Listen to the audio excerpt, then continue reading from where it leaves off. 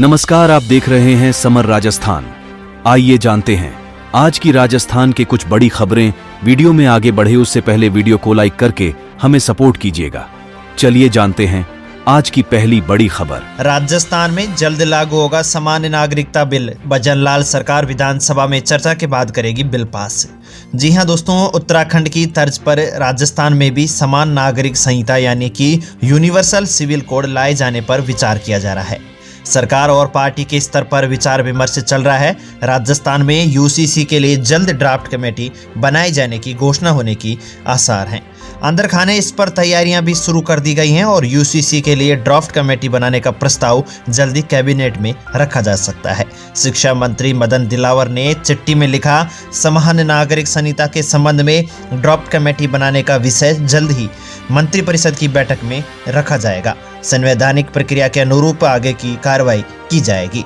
वहीं सूत्रों के अनुसार यूनिवर्सल सिविल कोड बिल का ड्राफ्ट तैयार करने के लिए पहले कमेटी बनेगी। इस कमेटी में मंत्रियों, विधि विशेषज्ञों और अफसरों को रखा जा सकता है।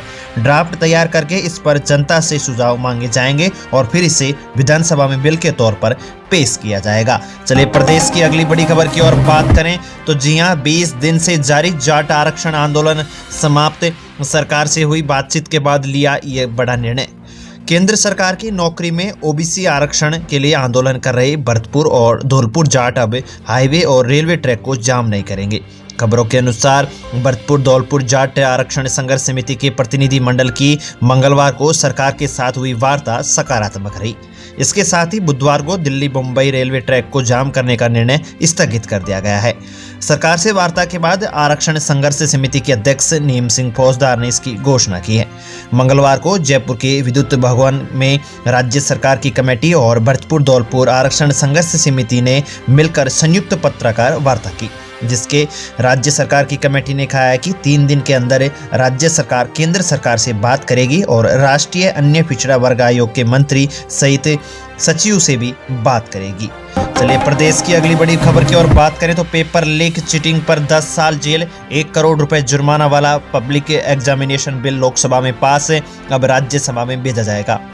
सरकारी भर्ती परीक्षाओं में पेपर लीक और नकल करने पर आरोपियों को अधिकतम 10 साल की जेल और 1 करोड़ रुपए जुर्माना देना पड़ेगा। इसको लेकर केंद्र सरकार ने मंगलवार 6 फरवरी को इन पर रोक लगाने के लिए पब्लिक एग्जामिनेशन बिल पास कर दिया है। अब इसके राज्यसभा में भेजा जाएगा। अगर यह बिल कानून बन जाता है तो पुलिस को बिना किसी वारंट के संबंधितों को गिरफ्तार करने का अधिकार होगा और आरोपियों को जमानत भी नहीं मिलेगी और ऐसे अपराधियों को समझौते में भी नहीं सुलझाया जा सकेगा। हालांकि प्रतियोगी परीक्षाओं में शामिल होने वाले उन बच्चों को टारगेट नहीं किया जाएगा जो जानबूझकर इसमें शामिल नहीं होते हैं।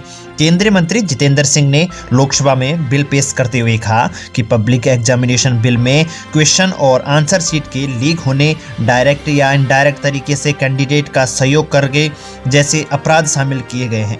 वहीं आपको बता दें कि राजस्थान प्रदेश में पेपर लीक और नकल करने वाले को उम्र कैद की सजा का प्रावधान है। चलिए प्रदेश की अगली बड़ी खबर की ओर बात करें तो जी हां, एमपी के हरदा में पटाखा फैक्ट्री में ब्लास्ट, 11 की मौत, मलबे में दबे लोगों को निकाल रही है एनडीआरएफ। मंगलवार को मध्य प्रदेश के हरदा में पटाखा फैक्ट्री में ब्लास्ट हो गया। हादसे में 11 लोगों की मौत हो गई तो कई घायलों की स्थिति गंभीर है।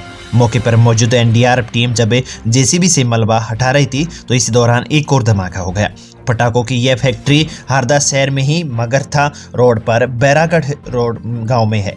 धमाके की चपेट में कई राहगीर वाहन समेत दूर उछल गए। धमाका इतना तेज था कि पूरे शहर में इसकी आवाज सुनाई थी। चलिए प्रदेश की अगली बड़ी खबर की ओर बात करें। पूर्व मुख्यमंत्री की कोविड व स्वाइन फ्लू की रिपोर्ट आई नेगेटिव। पूर्व मुख्यमंत्री अशोक गहलोत की कोरोना व स्वाइन फ्लू की रिपोर्ट नेगेटिव आ गई है। ऑक्सीजन लेवल भी मॉनिटरिंग किया जा रही है। वहीं डॉक्टरों के अनुसार जल्दी उन्हें अस्पताल से छुट्टी मिल जाएगी। दरअसल पूर्व मुख्यमंत्री अशोक गहलोत को सांस लेने में तकलीफ होने के बाद एसओएमएस जयपुर में भर्ती कराया गया था, जहां उनकी कोरोना व स्वाइन फ्लू रिपोर्ट पॉजिटिव आई थी। चलिए प्रदेश की अगली बड़ी खबर की ओर बात करें तो राजस्थान में बारिश के बाद फिर छाया कोहरा। आज से होगा तापमान में फिर उतार चढ़ाव, कई जिलों में तापमान में बढ़ोतरी की संभावना।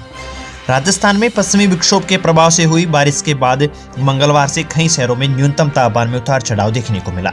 जयपुर, अजमेर, उदयपुर, चूरू समेत कई शहरों में न्यूनतम तापमान में गिरावट हुई, जबकि जैसलमेर, बाड़मेर, बीकानेर व कोटा के तापमान में बढ़ोतरी दर्ज हुई है। हालांकि राज्य के उत्तरी पूर्वी भागों में सुबह कोहरा छा रहा। सबसे ज्यादा श्रीगंगानगर और हनुमानगढ़ जिले में कोहरे का प्रभाव मिला, जहां विजिबिलिटी 100 मीटर तक ही रह गई। मौसम विशेषज्ञों के अनुसार अगले 4 से 5 दिनों के बाद अब राज्य में मौसम साफ रहेगा, धूप निकलेगी और तापमान में उतार चढ़ाव रहने की संभावना है। और आज से दिन का तापमान बढ़ने और गर्मी तेज होने की भी संभावना नजर आ सकती है। चलिए प्रदेश की अगली बड़ी खबर की ओर बात करें तो कृषि मंत्री का मलाना डूंगर दौरा, लोगों की परेशानियां दूर करने को लेकर अधिकारियों को दिए निर्देश। कृषि मंत्री डॉक्टर किरोड़ी लाल मीणा मंगलवार को मंत्री आपके द्वार कार्यक्रम के तहत मलाना डूंगर उपखंड क्षेत्र के दौरे पर रहे। इस दौरान उन्होंने सबसे पहले खिरनी नगर पालिका मुख्यालय के चामुंडा माता परिसर में जन सुनवाई की और इसके बाद मलाना डूंगर में जन सुनवाई कार्यक्रम में पहुंचे। यहां कृषि मंत्री ने लोगों की समस्याएं सुनी और संबंधित अधिकारियों को तुरंत परेशानियां दूर करने के निर्देश दिए हैं। वहीं इस दौरान कृषि मंत्री को ग्रामीणों ने बिजली कटौती की शिकायत की।